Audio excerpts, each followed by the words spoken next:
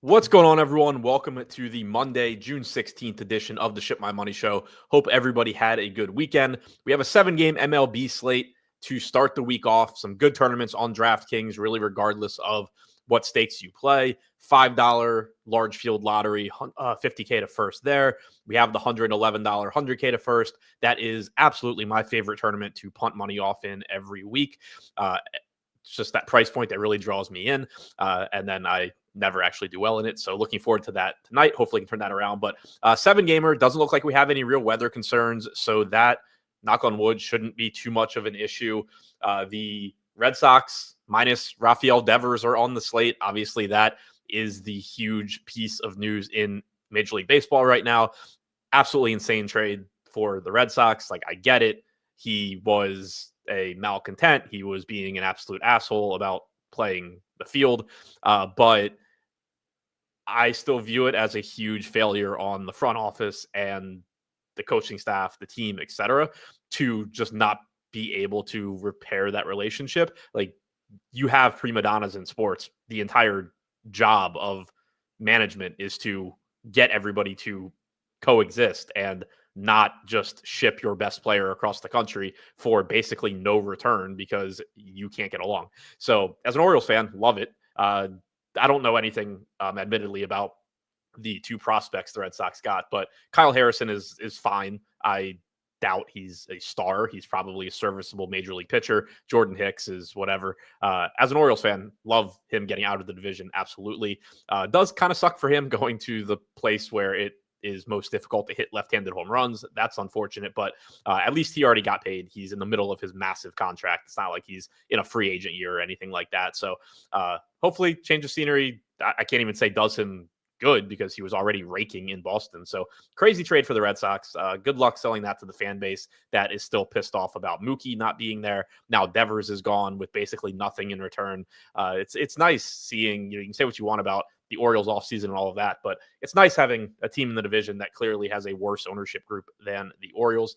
Anyway, getting into it on this slate, 7-gamer, going to walk through as usual using the Run the Sims projections. If you want to use these for your DFS play, the link is in the description below. 2 sign-up options there. $100 a month gets you access to the full projections package. Everything you see on the screen, fully detailed projections that are derived, created with our in-house play-by-play sim. The results of those sims are available to download. You can do whatever you want with them, upload them into whatever optimizer, Sims tool, etc. you want to use. If that price point doesn't make sense for your DFS play, we do also have the Draft Caddy package for $10 a month that overlays the projections straight onto your DraftKings lineups page. So you're building by hand, you're late swapping, whatever. You have those projections right in front of you. You don't have the ability to download them and use all of the fully detailed stats that are in there, but you have the final output, the projection for each player right on your DraftKings page in front of you. Both of those options available using the link in the description below. Make sure you use promo code UDAMLB and get 10% off of those as well. Starting things off here with the Phillies taking on the Marlins in Miami. Big game yesterday for Philadelphia. Almost got me to the top of the large field lottery on DraftKings, but unfortunately, my best Philadelphia team did not have Grant Holmes, despite 85% of my total lineups having Grant Holmes. So ran kind of bad on that one. But here we have the Phillies taking on Miami. So it is a park downgrade for the Phillies going into Miami. Sandy Alcantara on the mound for the Marlins. Mick Abel on the mound for the Phillies. I told myself I was going to look up his name before the show and see how to actually pronounce it. I completely forgot to do that. So for right now, it is Abel. Abel, I think is what I said. I don't know. I think it could be like 3 different things. But anyway, he does have a good matchup here. He is 9K, and that is the problem. He projects as just kind of a middle-of-the-road major league pitcher at this point.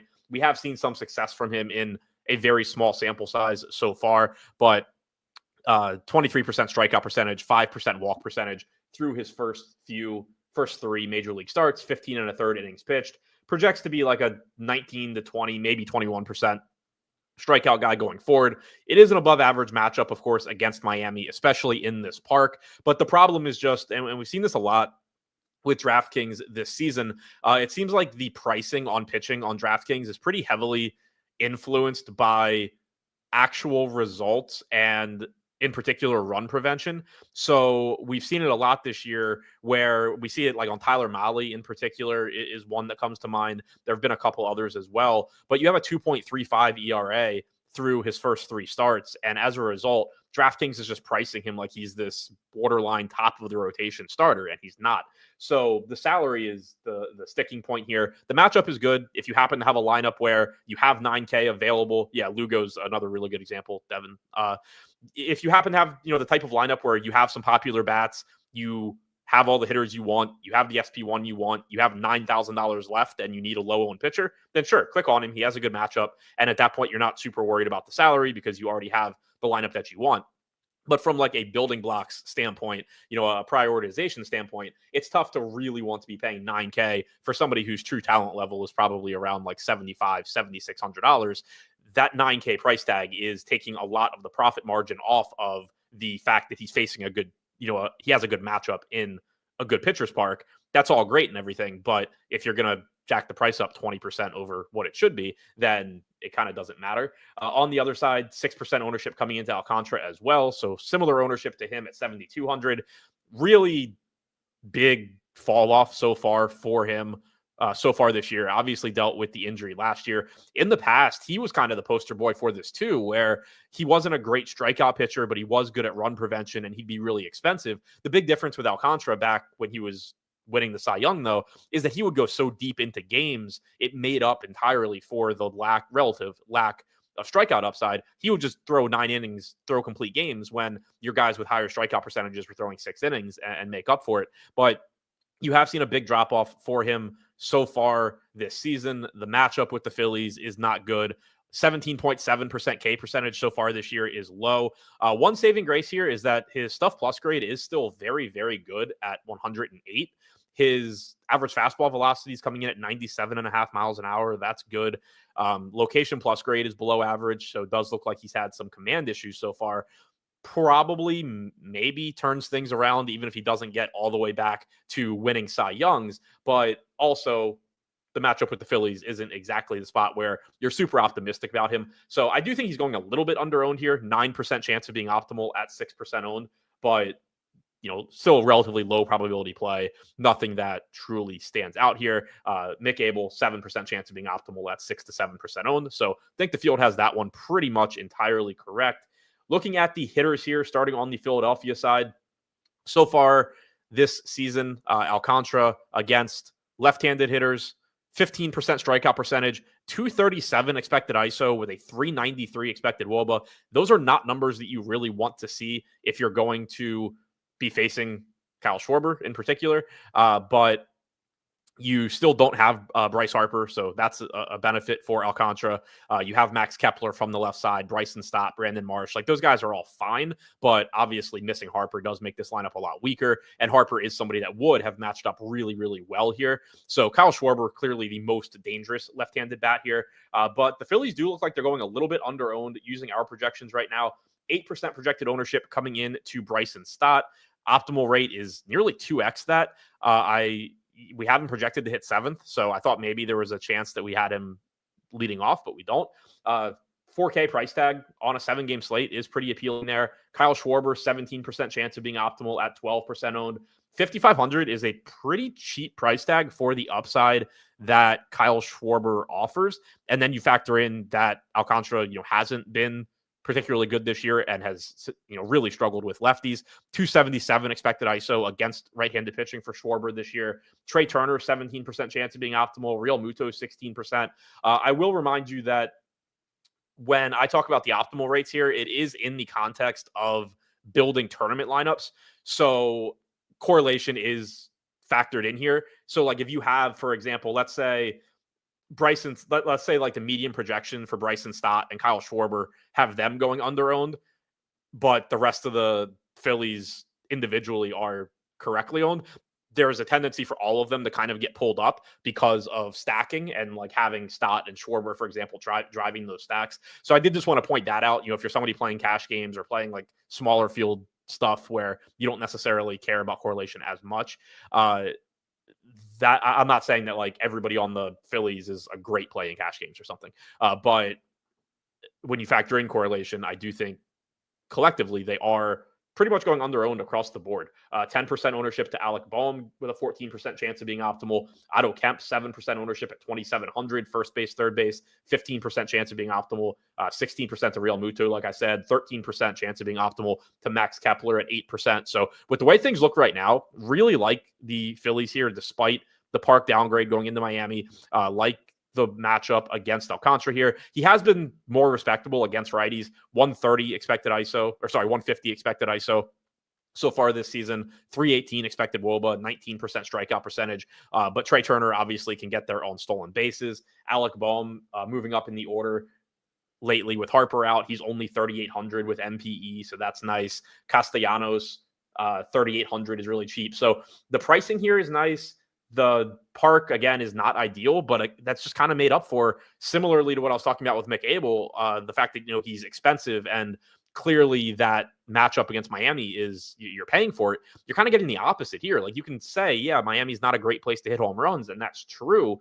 But for one, it's only a 7-game slate. And two, if you just take a step back and think about the raw ceiling, the raw power upside for these Philadelphia bats, like 5,500 for Schwarber is cheap. 5,800 for Turner is fine, but then you get into 3,500 for Real Muto, 3,800 for Boehm, 3,800 for Castellanos, 3,200 for Kepler. That's a lot of upside for cheap, and you're going to be able to build really, really good, strong, high upside lineups around the Philadelphia stacks because of how inexpensive they are. On top of that, also, Miami does only have one left-handed reliever in their bullpen. Cade Gibson will be available. He pitched on Friday and Saturday, but didn't pitch yesterday, so he should be available, but only one lefty in the bullpen. The Phillies, obviously, we don't have their confirmed lineup yet, but generally pretty balanced in terms of going righty-lefty. So, like, you can bring him in to face Schwarber if you want, but then he also has to face Alec Boehm and Nick Castellanos. You can bring him in to face Kepler, but then he also has to face Real Muto after him, or, something along those lines.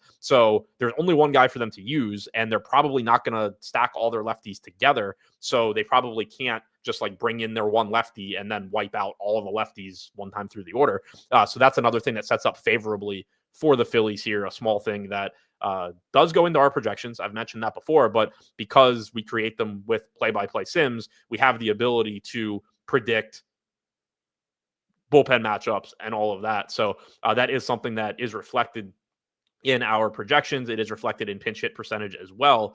And it is a slight positive for the Phillies that you just can't really match up too well with these left-handed bats even later on in the game. They're going to maintain their platoon advantage. For Miami, on the other side, they look okay as a value stack, more in line with the field here on the Marlins. Xavier Edwards, 12% chance of being optimal, 11% ownership. That's the highest owned guy from the Marlins. It is the highest optimal percentage from the Marlins. 4,100, second base and shortstop eligible. He just fits pretty nicely into lineups. Doesn't give you any real power upside, but he does give you some stolen base upside here. You can see the highest stolen base projection on Miami for Edwards, as you would expect. Jesus Sanchez getting 9% ownership, 11% chance of being optimal. Agustin Ramirez, 8% ownership, 10% chance of being optimal. The top of the order here for Miami, I think, is fine. Otto Lopez getting 6% ownership. Kyle Stowers, Connor Norby getting 4 to 5%. And all of that's pretty much in line with optimal percentage. It's not a good offense overall, but they're cheap, and 1 through 6, depending where Norby's hitting, you do have some power upside. You do have some stolen base upside. Nice combination there when you factor in the pricing. So don't love Miami, but they're not in that category of, White Sox or Rockies on normal slates where, like, you're just completely ignoring them or anything like that. I do think they are a decent value team. They are also a team that I just generally get to a good amount, which, mixed returns on that one. But the top of the order here, I do think is certainly reasonable. Ramirez projects as basically a league average catcher in terms of offensive production overall, but he does project to have above average power, which we know we really care about in large field tournaments. Sanchez at 3,700 is just pretty cheap for somebody that has power. You can see on the screen that we have, if I scrolled up, you could see on the screen that we have him with the highest projection here from Miami. Pretty solid home run projection, only guy at 0.2 or higher, 0.18 for Stowers, 0.13 for Ramirez. So don't mind Miami. I think the field's pretty much got it right there. Colorado taking on Washington. In Washington, the Rockies right now have an implied run total north of 4 outside of Coors Field. If you were wondering how bad Jake Irvin has been at pitching this season, this is, I joked on Twitter the other day before the Strider game that, it was a very movable object versus, or movable object, stoppable power, whatever the saying is, just joking about how bad Strider has been this year. But it really is true here where Jake Irvin has been bad. He's made some big improvements last year. It looked like he was really putting things together. But so far this season for Irvin, only striking out 15.3% of hitters. Stuff plus grade is down 5 points from last year. Command has still been pretty solid, but strikeout percentage is down 5 points. Just really has not been good so far this season. Now you're getting this Rockies team that can correct a lot of things for you if you're struggling. We just saw Grant Holmes yesterday strike out 15 guys or whatever it was. We saw Bryce Elder manage to absolutely suck a few days ago. But Spencer Strider struck out 13 or 14 or something like that. So interested to see how this one plays out. Starting on the pitchers here with Irvin, he's getting 18% ownership. He is $8,100. So I will point that out that yes, he has a very good matchup here against the Rockies. But as I was just mentioning with Irvin's overall numbers, he is absolutely not an $8,100 pitcher based on him. So he is priced to face the Rockies here. This is not a situation where, DraftKings dropped the ball and just didn't up somebody's salary because they're facing Colorado. So 18% ownership coming into Irvin, 16% chance of being optimal, pretty efficient ownership there. Looks like a solid mid-range arm on only a 7-game slate. On the other side, $5,500 Carson Palmquist, about 2 to 3% ownership, 6% chance of being optimal. I certainly don't think he's any sort of priority that you're building around. That would be pretty crazy to say. I do think in large field tournaments, and especially like the largest ones, like for example, the $5 on DraftKings where you're competing against, 50,000 entries or whatever it is. He is viable because he's very cheap at 5,500. I've said it a million times over the years that if you're a fully stretched out major league starting pitcher, you just shouldn't be below 6K or 6,500. But also you are going to get some negative correlation with the field because the Nats do have a team total north of 5. They have the, I believe, second highest team total on the slate. What book you look at is kind of going to determine that. There's a lot of teams around 5, but one of the highest team totals on the slate. They're, facing a Colorado team that we know we like to pick on. They don't have a particularly good bullpen behind him. So if he does go out there and pitch well, you are getting, if he pitches well, you're getting a good point per dollar value because he's 5,500. There's basically no way for him to pitch well and not be a good point per dollar value. And then you are shutting down one of the more popular offenses on the slate. So I do think that there is some merit to going there in your largest field tournaments. That being said, it's obviously very risky. It's not super necessary, which is shown by the 6% chance of being optimal. It's, I've said it a lot of times that even though pitchers, when they're this cheap, are naturally underpriced, a lot of times there's not a whole lot you can do with it because baseball isn't like basketball where if you have all the money to spend on your hitters in baseball, cool, you get a high ceiling, you get hitters you feel good about, but chances are there's going to be a bunch of cheap hitters that beat your expensive hitters and you don't really gain anything. Whereas in basketball, or if scoring were like basketball, you jam in the best players and you get the most fantasy points because that's how basketball works. So there would be, huge merit to going there. So the difference in scoring still makes it so even though he's underpriced, he's not any sort of a priority. But in those largest field tournaments where doing everything you can to kind of leverage against the field and vault yourself to the top if things go right, I do think you warrant some consideration just because of the negative correlation he'll have with the Nats as well. Starting on the Rocky side offensively, they did actually have a good game yesterday, despite giving up 37 fantasy points to the opposing starting pitcher. I've said it with Colorado before. It's a team that I generally play more than I would like because the top of the order, kind of like I was just saying with Miami, isn't bad and they're really cheap. Obviously, you prefer them in cores, but there's 6% ownership or less coming into every hitter on Colorado. They're facing a pitcher that's getting 15 to 20% ownership, despite not being good whatsoever this season. I assume I'm going to get to a decent amount of Colorado again, obviously in non-Irvin lineups. He's allowed a 301 expected ISO to left-handed hitters with a 413 expected WOBA so far this year. He's been better against righties, 161 expected ISO, 306 expected WOBA. Most of the Rockies lineup is right-handed, so that is a benefit for him. But Ryan McMahon is $3,500, 7% ownership, 9% chance of being optimal. Hunter Goodman is actually a good hitting catcher. He's only 3,900 hitting in the middle of the order, 6% ownership, 9% chance of being optimal. Tyro Estrada is still free at 3,200 at a weak second base position. He is getting 4% ownership. He's got like a 9% chance of being optimal. Again, not giving you a ton of power upside there, but just from a value standpoint, he looks useful. But matchup-wise, I really like McMahon. You also can look to Michael Toglia. You can look to Mickey Moniak, although Moniak does come with the most pinch hit risk of the group. You're not pinch hitting for McMahon, most likely. Toglia is a switch hitter. He was just called up today. So assuming he's in the lineup, he is probably not getting pinch hit for. The Nats bullpen has one available lefty, and it is a back end guy. So that's something to keep in mind too. Jose Ferrer is one of their setup guys. He's the only lefty in the bullpen. So it does lower the pinch hit risk a little bit because, if you're stacking Colorado, obviously you're hoping they score runs.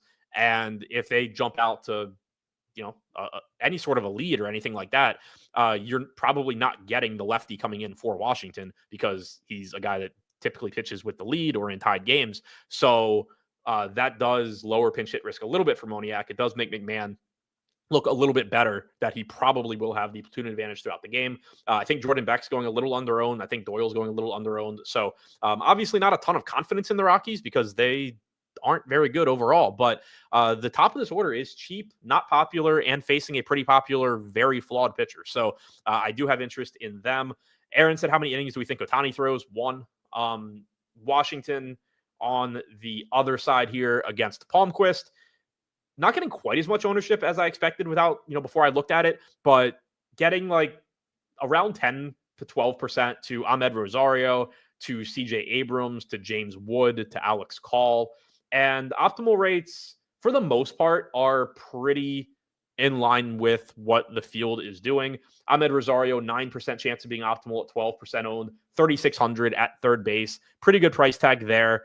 He has a pretty high pinch hit percentage here, but we did just see a game the other day where he didn't get pinch hit for throughout the game. He does carry pinch hit risk because he's relatively likely to get pitch hit for when a righty comes in. But they did also send one of their infielders down, Jose Tana, the other day.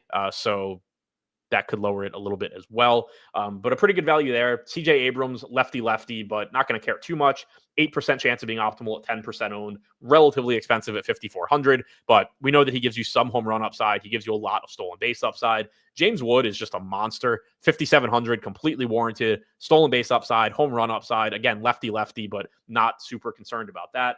Alex Call getting 9% ownership at 3,700. He's got about a 5% chance of being optimal. Of the guys getting the most ownership on Washington, Call is the one that I think I like the least just because of his position. It's not that it's a bad value at 3,700, assuming he's hitting in the middle of the lineup, but like Rosario is taking a third base position that isn't great. CJ Abrams has a massive ceiling. James Wood has a massive ceiling.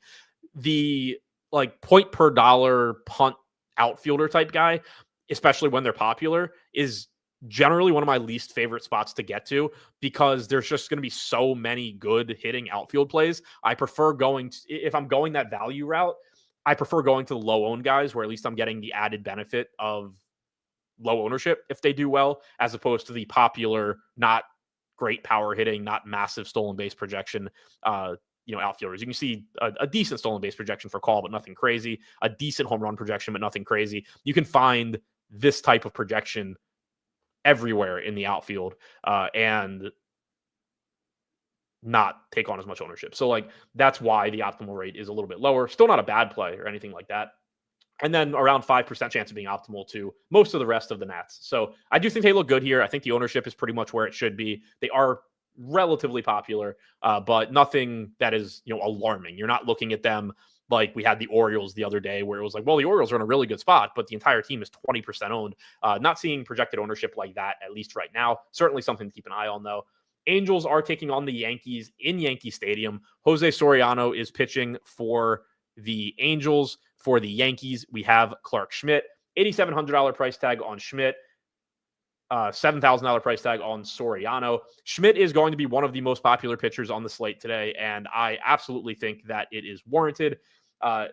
31% chance of being optimal at 37% projected ownership. So technically a little bit underowned, but also showing up as optimal nearly 1/3 of the time. And remember, you're not actually trying to build optimal lineups in MLB. So for lack of a better phrase, he is functionally optimal well above 31% of the time, meaning he gives you a score that you can win a tournament with, or that you want, more than 31% of the time. So he looks really good here. We know that the Angels have power, and they are in Yankee Stadium, so there is some level of risk there. But 26.5% K percentage against right-handed hitters this year, 128 expected ISO, 277 expected WOBA. He's been very, very good against everybody, but right-handed hitters in particular. He has a sub 300 expected WOBA to lefties, 136 expected ISO as well, 24% strikeout percentage. So it's not like he's somebody that's getting hit hard by lefties either, but almost every good hitter on the Angels is right-handed, which sets up nicely for Schmidt. Neto, Trout, Ward, Soler, Ohapi, Adele all hit from the right side. The only lefties likely to be in this lineup are Nolan Schanuel and Luis Rengifo. They both have some power, but nothing too crazy. Obviously, they're helped by the short porch in right, but sets up as a nice matchup here for Schmidt. And then you get the really good strikeout matchup too. The Angels active roster currently has the third highest strikeout percentage against right-handed pitching. They were jumped by the Red Sox now that the Red Sox no longer have Rafael Devers. But lots and lots of strikeouts throughout this lineup. And it's one of those lineups where it's not really being driven by like one or two guys driving up the strikeout rate either. They pretty much all K. They also all have a lot of power. But Schmidt looks really good here. One of the highest projected pitchers on the slate. He has the second highest raw fantasy point projection, as you can see here. And there's a bigger gap between him and 3 than there is between him and Logan Gilbert at the top. So he looks good. Soriano on the other side is in that bucket of low owned, technically under owned, but also not super likely to succeed pitchers. 4% ownership, 9% chance of being optimal, 7K. Very, very, very good ground ball pitcher. One of the best, if not the best, ground ball rates in the league. So when he's on, he is keeping the ball on the ground. He's not giving up a lot of power. He has nasty stuff too. We saw it, I think, last start against the A's. Double checking, see if it was his last start or 2 starts ago. But we saw the strikeouts against his last start. 7 innings, 12 strikeouts against the A's. He hadn't struck out more than he had a 9 strikeout game against Cleveland, his second start of the year. Other than that, he hadn't struck out more than 6 in a game this season. He throws like 100 miles an hour. He has good stuff. It just generally doesn't translate into strikeouts, whether that's by design or what. But he does keep the ball on the ground. He does have good stuff. He's not one of these guys that's like throwing 91-mile-an-hour sinkers and you're just like praying that he locates it perfectly. He can, he does have some margin for error because he throws like 100 miles an hour. But it's obviously a dangerous matchup here against the Yankees. The case for him would simply be pitching on this slate isn't great. As you saw when I pulled up the overall pitching projections, you have Logan Gilbert coming back from the injured list as the highest projected pitcher on the slate. You have Clark Schmidt second. I think Schmidt's good, but any slate where Clark Schmidt has the second highest raw pitching projection just speaks to the lack of true aces on the slate. So rolling the dice on a sub 5% owned 7K pitcher and saying, hey, hitting is really, really hard. This guy does at least have one really good quality, his ability to get ground balls. Let's see what happens. Like, that's fine in your larger field tournaments. But obviously going up against the Yankees is brutal. You're not going to be too excited about it. Moving to the bats here, the Angels are interesting in Yankee Stadium against one of the most popular pitchers on the slate. The negative correlation argument is very apparent there.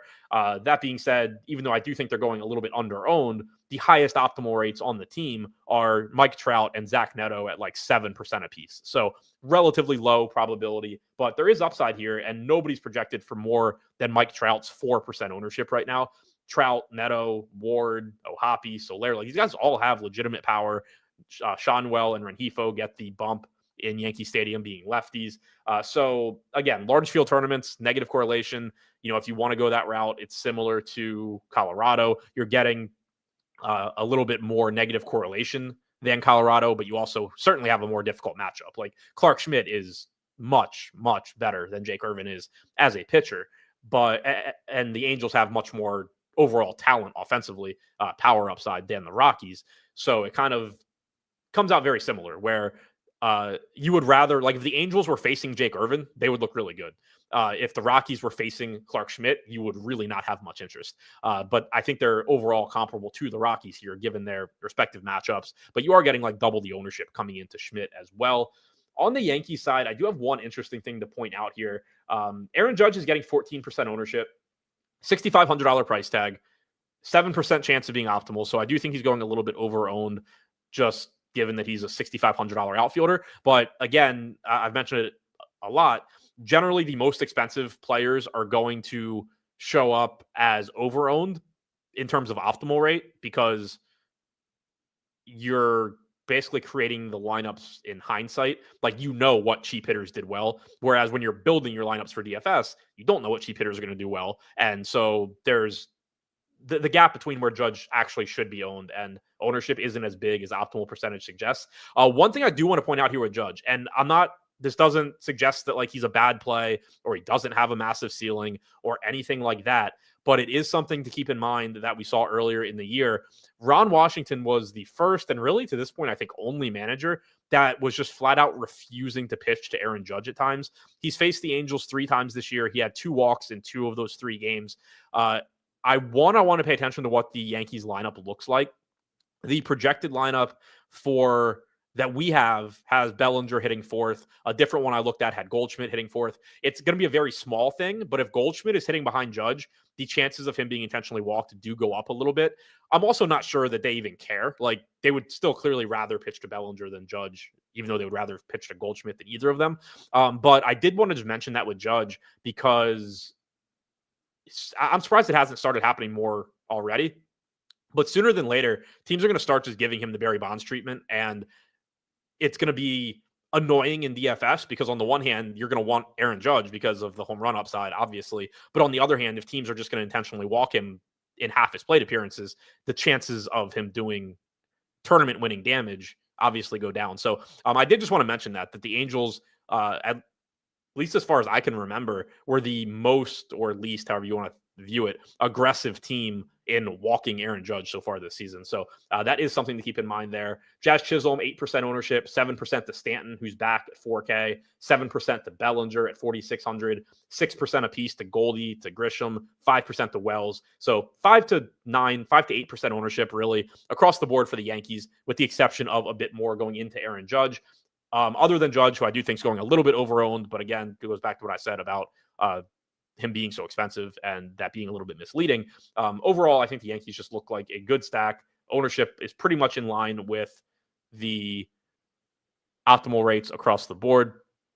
This season, Soriano has held lefties to a 113 expected ISO. He's held righties to a 111 expected ISO, 22.5% K percentage to righties, 16% to lefties. Again, this is not a bad pitcher. It's just a good Yankees lineup that just got even better because they have Giancarlo Stanton back as well. Steven said the Nats lineup is out. Adams at catcher. Oh, Riley Adams. Okay. I read it as Abrams at first, and I was just like, what? So Callwood, Abrams.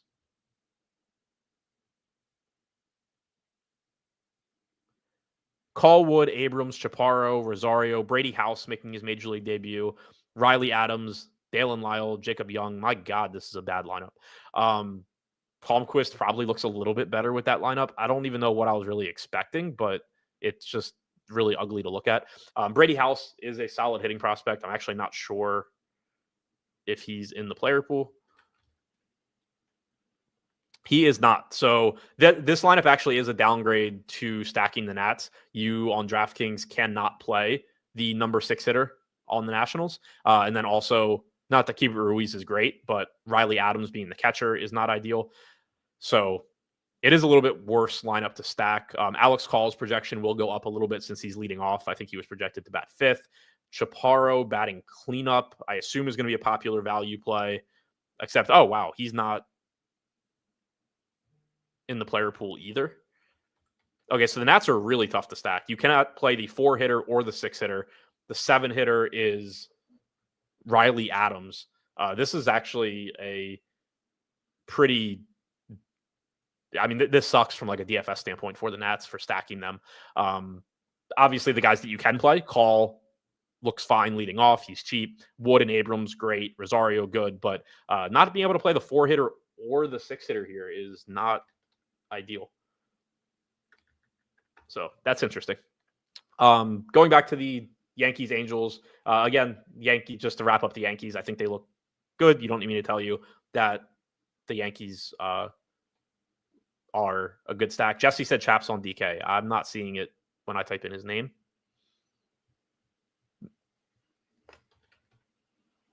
Oh, there it is. I was spelling it wrong. Okay, so Chaparro is 2,900. That's better.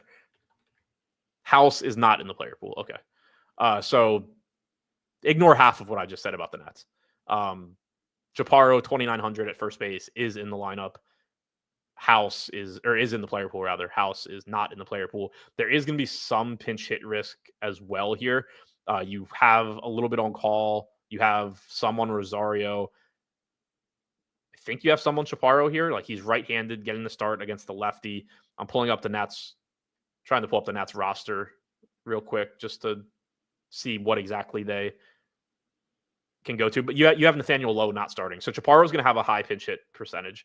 Most likely when a right-handed pitcher comes in, he's going to turn into Nathaniel Lowe. So he is in the player pool. He is going to probably have a good point per dollar projection. He will also have a very high pinch hit percentage. So it is still just an ugly Nats lineup for stacking when you consider the pinch hit risk for the middle of their order, really. Pulling up their roster still just to see exactly what they have on the bench. I'm not, off the top of my head, aware of who is on the injured list. But so I know they sent Hassel down. They sent Tenna down.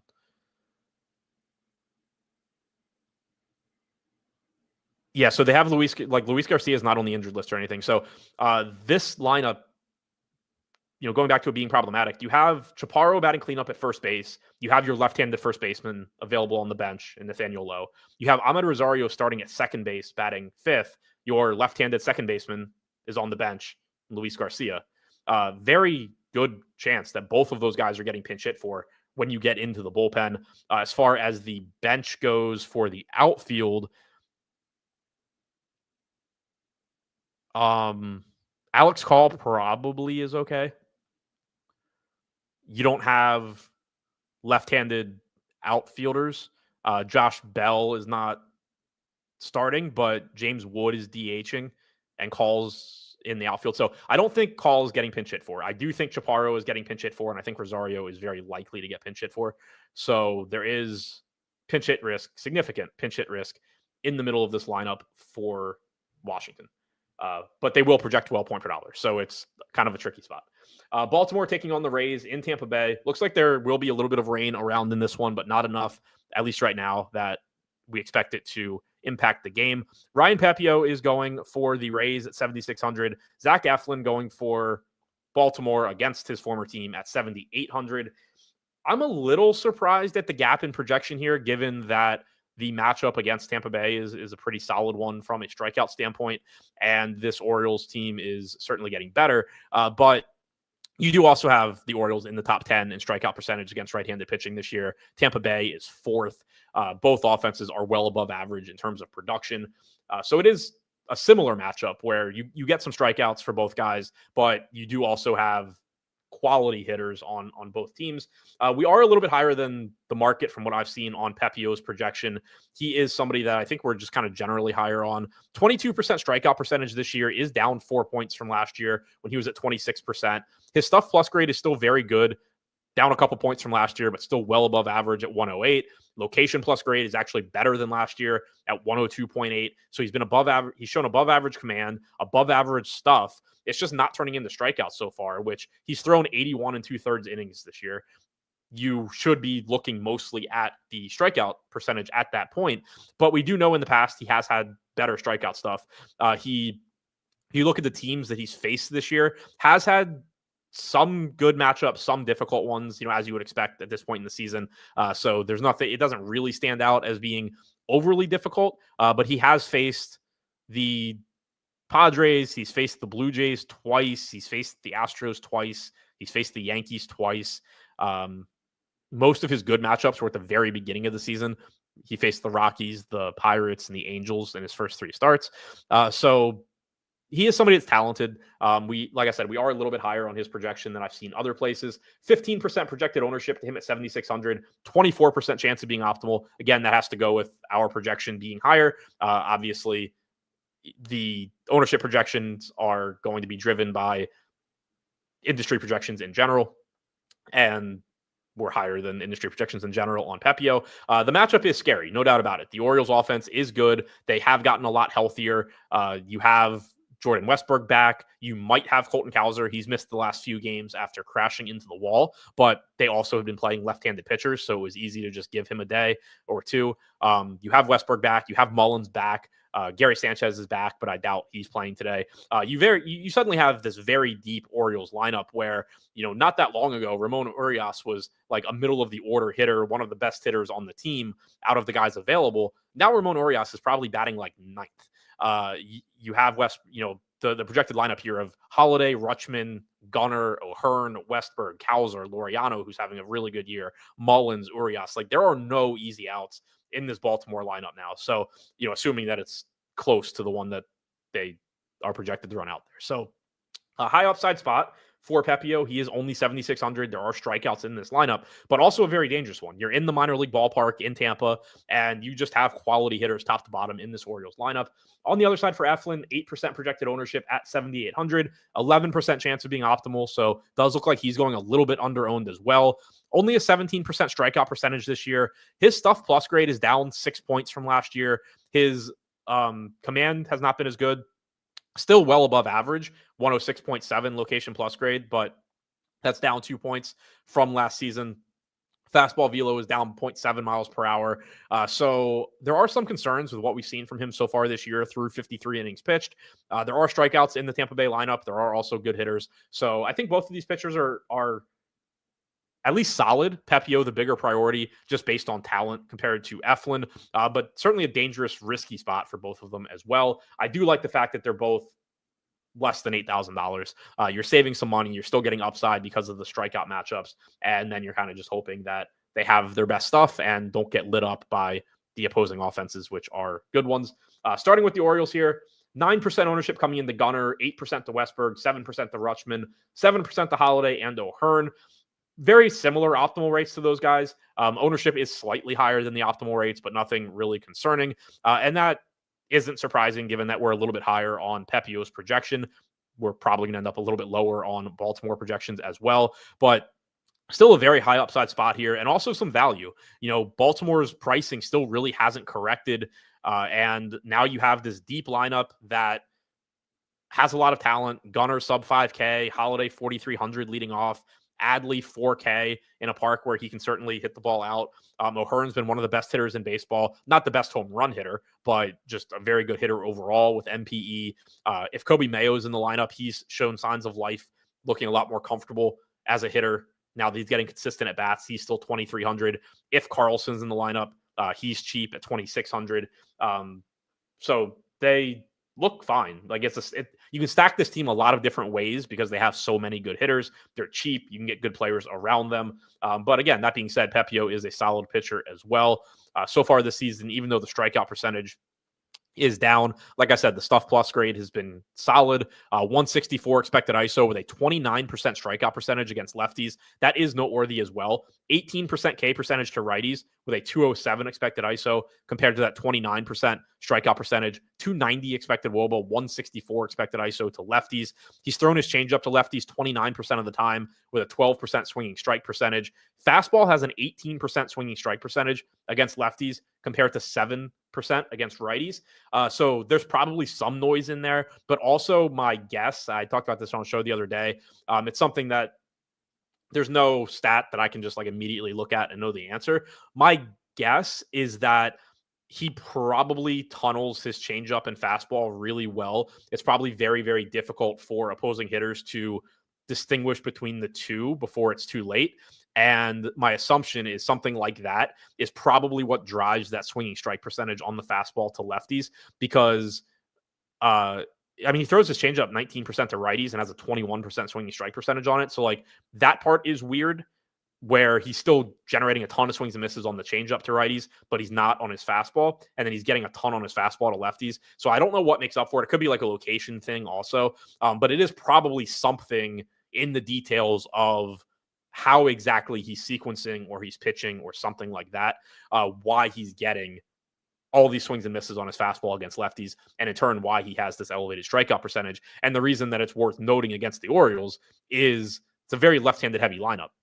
You're probably going to have 5 lefties in the top 6. And that's not to say that facing Jackson Holliday, Adley Rutschman, Gunnar, O'Hearn, Cowser is good for Pepio, but you would probably rather him face the left-handed version of those guys than if the Orioles had the same lineup and they were right-handed. It does drive up the strikeout percentage a little bit that they are such a left-handed heavy team. It doesn't do a whole lot to lower the risk because of how good they are, but it does drive up strikeout upside a little bit here for Pepio, having all those left-handed bats in the lineup.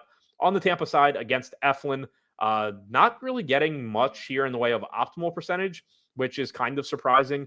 9% ownership coming into Josh Lowe right now, 8% coming into Brandon Lau, 8% coming into Caminero, 5% to Diaz. Those numbers are all higher than by a good bit than optimal percentages. Maybe that changes between now and lock. I certainly wouldn't be upset if it does because I do think that there is plenty of upside here for Tampa Bay. As I mentioned, Eflin stuff has not been as good this year. The park is good for offense. 235 expected ISO allowed to lefties, 128 to righties. So you have had very drastic splits for Eflin this season. 14.5% K percentage to lefties, 20% to righties.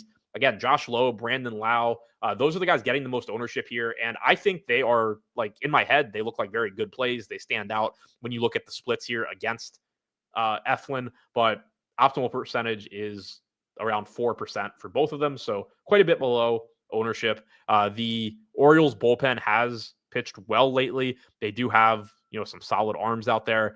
As far as who is available for the lefties, Keegan Aiken should be available today. Gregory Soto is available today. So they do have 2 lefties out there that can match up later on in the game. And Tampa Bay is likely to have their lefties a little bit closer together. Like you're probably going to have Lowe, Lau, and Aranda hitting in the top 4. So if you do bring in Aiken or you do bring in Soto, you can just kind of knock out all of those guys. And then you just hope that Yandy Diaz doesn't hit a home run in the middle of it. So, maybe that's driving down the projection a little bit is our assumption, like in when we run the Sims, that one at bat for like Lowe and Lau is against Aiken, one's against Soto, and that kind of makes up for the favorable matchup against Eflin. But either way, I think they're solid, but it does look like they're going a little bit over-owned here. There are, plenty of other guys that we've talked about that I like that are going under-owned. So that seems like it's kind of where the ownership is coming from. Boston taking on Seattle in Seattle. No Rafael Devers. Terrible, huge park downgrade for the bats here. Going up against Logan Gilbert. Gilbert is returning from the injured list, so there is obviously a lot of volatility that comes with that because you don't know how he's going to look in his first start back in the majors. He's a very good major league pitcher overall, but there's always, the just element of added volatility that you get when somebody comes back from the injured list. He threw 72 pitches, went 5 innings, faced 17 batters in his most recent rehab start. Right now we have him projected to face 19 to 20 batters, go just about 5 innings. I'm fine with both of those assumptions. I think they're very reasonable. He's getting 51% ownership at 9,700, 36% chance of being optimal. So again, this just goes back to the lack of quality of pitching on this slate. On most slates or on a lot of slates, a $9,700 Logan Gilbert being projected to pitch 5 innings would be fine, but it wouldn't be somebody that's in 36% of optimal lineups and 50% of the Fields lineups, but he's still the highest projected pitcher despite being projected to pitch 5 innings. This Red Sox lineup takes a big hit, obviously, without Rafael Devers. They did not trade for anybody that is replacing Rafael Devers in that lineup at all. So you just simply remove Rafael Devers. And then you also have this game in T-Mobile Park. I alluded to it earlier, but 24.7% K percentage now on the Red Sox active roster against right-handed pitching. Only a 91 WRC plus on that active roster, is tied with Pittsburgh for the 27th best in baseball. The only teams now that have a higher, or a lower rather, WRC plus on their active roster against right-handed pitching are the Colorado Rockies and the Chicago White Sox. So this, moving one hitter as good as Rafael Devers out of the lineup is enough to make the Red Sox go from a high strikeout team that is dangerous to face to a high strikeout team that is pretty bad. Like, you still have some talent. You have, obviously, Roman Anthony, top prospect. You have Duran. You have Christian Campbell. You have Meyer, another very good prospect, but mostly just unproven young guys. You have Trevor Story, who used to be a very good hitter, but hasn't been. I mean, this is a team that's batting Carlos Narvaez like third or fourth and he's a guy that as a prospect doesn't project to be a particularly good hitter. He's just kind of off to a hot start this year, and that's enough to get you in the middle of the order for the Red Sox these days. So overall, good matchup. The only concerns here on Gilbert are just the raw ceiling, because he is probably on some sort of a pitch limit, but there's just not enough good pitching on this slate for that to be overly concerning. If you get, 18, 19, 20 points from Gilbert, even though it's not a great point per dollar score at 9,700 on this slate, if you knew that's what you're going to get, you would probably just lock it in and assume you can make up points point per dollar wise elsewhere from your bats. On the other side, Giolito, 10% ownership at 7,300. 13 to 14% chance of being optimal. Overall this year, he has not been very good. He is coming off of a very good outing his last time out. He did talk about making some adjustments as well. I don't remember off the top of my head what those adjustments specifically were, but he did talk about his side work, working in the bullpen between starts, and changing some things. Threw 98 pitches in 6 innings against Tampa, struck out 4, didn't give up any earned runs, 21.9 DraftKings points. Again, the lack of strikeouts there is not super appealing, given that Tampa Bay is a good strikeout matchup. He still only got 4. You're not going into this with much confidence, but he is in the best pitcher's park in baseball. He is 7,300. He's only getting 10% ownership, and there's not a lot of opportunity cost at pitcher today. So rolling the dice on some Giolito is certainly fine. Just certainly wouldn't be overly confident in it or anything like that. For the bats here, no real ownership coming into the Red Sox. I do think Duran's going a little bit under-owned here at 4% ownership. Only 4,800, gives you stolen base upside, 8% chance of being optimal. So again, not like a great play or anything like that, but the upside's nice. Modest home run projection here, decent stolen base projection, and mostly just not getting ownership despite having power and having stolen base upside. Toro, 3,300 is just cheap, 6% chance of being optimal with no real ownership. And then you're getting like 3 to 4% chances of being optimal on Anthony, Narvaez, Meyer, Rafaela, Story. So I think they're under-owned. I still think it's a low probability team. It's very difficult to hit home runs here. Duran looks like the most appealing bat, and then Toro as a value bat is interesting as well. Seattle on the other side against Giolito, pretty much like 5 to 10% ownership on most of them. Rodriguez, Raleigh, Arozarena in particular. Polanco coming in at 5%. Crawford, who's been hitting very well, coming in at 4%. The matchup is solid. Like I said, Giolito overall has not been very good this year, but you are still in Seattle, which is obviously not ideal. 183 expected ISO to righties for Giolito. Lefties have done the most damage. 395 expected WOBA, 260 expected ISO. You have one of the best home run hitters in the game in Cal Raleigh. He is 6K, which is a lot, but he also is one of the highest upside hitters on the slate, and then he's a catcher, so that makes it even better. 8% projected ownership, 9% chance of being optimal there. Julio Rodriguez, 8% chance of being optimal at 9% owned, 6% chance of being optimal for Arozarena and Polanco. Pretty much in line with the field on Seattle here. Solid spot against Giolito. They would look great if this game were in Fenway, but in Seattle, that does knock things down a little bit. Don said, question on DraftKings, does Ohtani get points for pitching also? No. Only points for hitting, assuming that's what they have him listed as. Actually, I know that's what they have him listed as, but once he's back to being a starting pitcher, they will list him as a pitcher and you don't get hitter points on the days he's pitching. But today he's a hitter, so you don't get you don't get pitcher points on Ohtani. Houston taking on the A's in Sacramento, so we're back to another minor league park where you can hit a lot of home runs. For the Astros, saw it mentioned in chat, Lance McCullers was scratched, and now it is Ryan Gusto. Obviously, everything I'd run for this show was with McCullers and not with Gusto. McCullers was getting 16% ownership at 8K. He's not pitching now. He had a 20% chance of being optimal. Not sure what. So he had a 15 to 16 fantasy point projection. Can rerun this and see if we have Gusto in here yet. 13 fantasy point projection on Gusto at 8K. So same price point as McCullers, lower projection. We had a 20% chance of McCullers being optimal. I would guess Gusto is getting something like, 12, 13, somewhere in there, percent chance of being optimal. So I do think he's probably a secondary, mid-range play just because the A's do have strikeouts in their lineup. You still don't have Shea Langoliers. Pretty much, everybody except Jacob Wilson in this lineup will strike out. So it is a good strikeout spot for him. Overall this season, need to pull up his Fangraphs page since I didn't have that ready. He's been decent, I think, off the top of my head.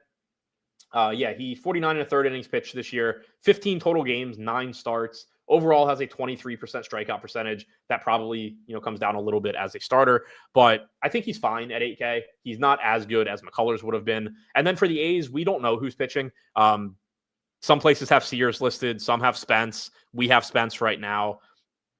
Chances are neither of them are going to look that good.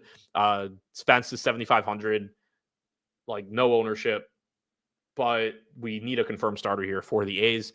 If it's Sears or Spence, either one, at best, they're just kind of another low-owned, hope things work out for you type play, but neither one would look like any sort of a priority. As you can see, we have like a 10.5 fantasy point projection here on Spence. For the Astros, again, talking about this matchup, it depends who they're facing. I would rather them be facing Sears than Spence because against Sears, you will have a bunch of right-handed hitters with the platoon advantage against him. I like them less against Spence if that ends up being the matchup.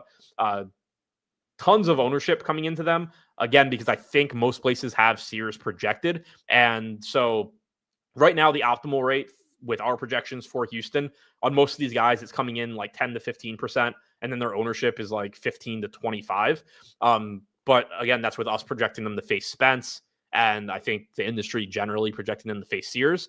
So if they do end up facing Sears, our ownership or our optimal percentages rather probably end up coming in a little bit higher as well. Either way, the Astros look good here. They're free in Sacramento. The only hitter in the Astros projected lineup above 4K is Jeremy Pena, who's been hitting very, very well lately, gives you stolen base upside and power upside. Paredes is 4K. Everybody else is sub 4K. So just from a value standpoint, they look good. The matchup isn't bad no matter who they're facing. It's better, again, from a platoon advantage if it is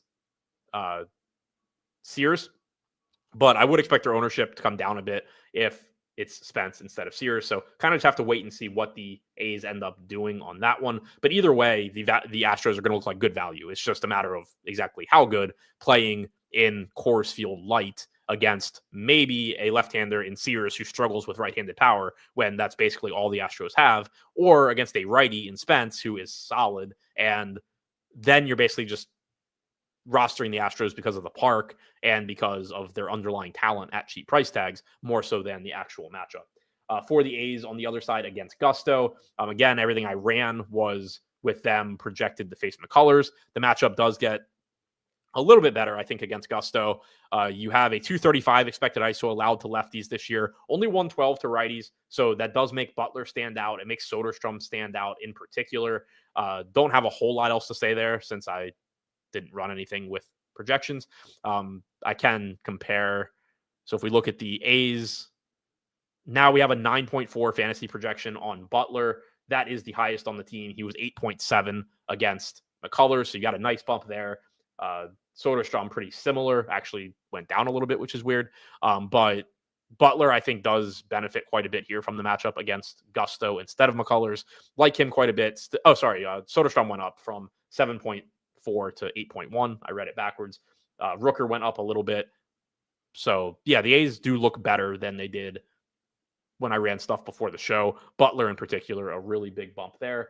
And then finally, we have the Padres taking on the Dodgers in LA. Dylan Cease on the mound for the Padres. Kasparius, I think, getting the open for the Dodgers. $6K price tag on Kasparius. Getting 3% ownership, 2% chance of being optimal if he is the opener. Dylan Cease, 14.5% ownership, 14.5% chance of being optimal, 8,400. Tough matchup against the Dodgers. That goes without saying. But he is only 8,400. He is a good pitcher overall.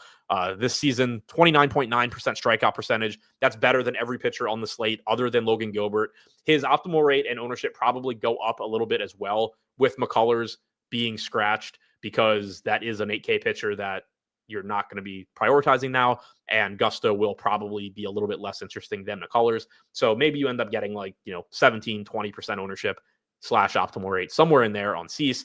Very big boom or bust spot. The strikeout matchup against the Dodgers isn't good. Obviously, the Dodgers are really good offensively anyway, but Cease does have the second best strikeout stuff on the slate, and he has the best strikeout stuff of anybody who is not on a pitch limit. He did just face the Dodgers, struck out 11 of them in 7 innings. So on the one hand, that shows you the ceiling. He scored 37 DraftKings points against them. On the other hand, the Dodgers did just see him, and we know what the Dodgers offense is capable of. So very risky spot in a hitter-friendly park for Cease. Elevated team total for the Dodgers as well, stands out at around 5. But there's no safe pitching really on this slate anyway. Gilbert and Schmidt are probably the closest, but you have Gilbert, coming back from injury. You have Schmidt in Yankee Stadium. That's never that safe. So Einsteinium said, are you concerned that he just faced them? Yeah, somewhat. I would rather they have not just seen Dylan Cease, but it doesn't make that big of a difference. He's still a reasonable mid-range option here. Just comes with a lot of risk. Even if he hadn't just faced them, he would be a decent mid-range option that comes with a lot of risk. Offensively here for the Padres, pretty much in line with the field. 14% ownership coming into Tatis, 10% to Machado, 13% chance of being optimal for both of those guys. Always going to be two of the higher upside guys at their respective positions. Tatis, sub 5K at 4,900. Good price tag there. 5,400 on Machado. The rest of the Padres are cheap. 3,100 to Bogarts, 3,400 to Sheets, who has hit for power this year, 3,200 to Cronenworth. Their lineup will be a little bit weaker than usual. Jackson Merrill is on the IL with a concussion now, so that does weaken the lineup a little bit, but it does give us a team that is just very, very cheap to stack while still being pretty good in a hitter-friendly park. Matchup, not ideal. The bullpen game stuff isn't great, but I do think the Padres are a pretty interesting value stack. You can build basically the same type of team with the Padres that you can with the Astros, more or less. Obviously Machado and Tatis are more expensive than anybody on Houston, but for the most part, you can get a very similar team at a fraction of the ownership. The matchup, clearly not going to be as good, especially if it's Sears, but I think that's interesting. I do think the Padres are going a little bit under-owned here collectively. And then for the Dodgers, going up against Cease, Ohtani, 22% chance of being optimal, 16% ownership. He's the only Dodgers bat projected for more than 6% ownership right now. I do think they're going under-owned across the board. You're going to get some ownership coming into Cease, so you do get some negative correlation there. And then Mookie, Smith, Teoscar, Freeman, Muncy, all 8 to 11% chances of being optimal at 4 to 6% owned. So I like the Dodgers despite the tough matchup. Cease, again, very good pitcher, but it's one of those spots where you have to remember that median projections don't tell you the entire story, because if you just look at Dylan Cease's projection, you just look at the Dodgers projections, nothing really stands out there relative to salary, but there's a good chance that one of these two sides just wins out. It's not like every time they face, it's going to be 6 innings, 3 earned runs, 5 strikeouts for Cease. A good amount of the time, it's going to be Dylan Cease gets lit up by the Dodgers. And then a good amount of the time, it's going to be Dylan Cease dominates the Dodgers. So the upside for both here is high. And there's a tendency for the field to kind of just play them in line with median projections. So I think that Cease's ownership is around where it should be, but I do think the Dodgers are going a bit under-owned here. Would like getting to them in tournaments if I can. So to recap everything, keep in mind that things have already changed a little bit with McCullers being scratched, and then also we do need a pitcher announced for the Athletics. But Gilbert, Schmidt, Pepio Irvin, Cease, I think the top pitching on the slate. At catcher, there we go. At catcher, JT Realmuto, Yainer Diaz, Agustin Ramirez, the top 3 in optimal percentage. At first base, we did not have Chaparro projected in. That's going to be a good point per dollar value, but he does come with massive pinch hit risk. Christian Walker, Shohei Ohtani, Freddie Freeman, top first baseman with the info we had before the show started. Bryson Stott, Tyro Estrada, Xavier Edwards at second base. Jose Altuve also in there as well. Altuve by far getting the most ownership right now. At third base, Manny Machado, Ahmed Rosario, Ryan McMahon. I really like Ryan McMahon in non-Jake Irvin lineups. I think that matchup is very, very good for him. At shortstop, Trey Turner, Jeremy Pena, Mookie Betts, Xander Bogaerts is a good one for value. And then in the outfield, Kyle Schwarber, love the matchup for him. Fernando Tatis, Nick Castellanos, Max Kepler, again, just a little higher on the Phillies than the industry. James Wood, Ohtani, Jesus Sanchez for value. The Astros in general are going to look pretty good as well. Jose Altuve, 3,900 looks very good there. You can get to some Jake Myers, but again, keep an eye on who is pitching for Oakland. The Astros look good either way, but prefer it if it is JP Sears. For a home run pick, I'll go back to Ryan McMahon. I really like that matchup against Jake Irvin. So that wraps this one up. Thanks again for checking out the show. Good luck on your lineups tonight. Subscribe to the channel. Hit the thumbs up button. Use our projections with the link in the description below. Also, had forgotten to mention it before, and I don't have a link yet. I will for the next show. The Discord at Run the Sims is free, so you can hop in there, talk, everything. Even if you haven't signed up yet for projections, if you kind of just want to get a feel for everything, you can check out the Discord at Run the Sims as well. So that wraps this one up. Thanks again. Good luck on your lineups. See you back here tomorrow.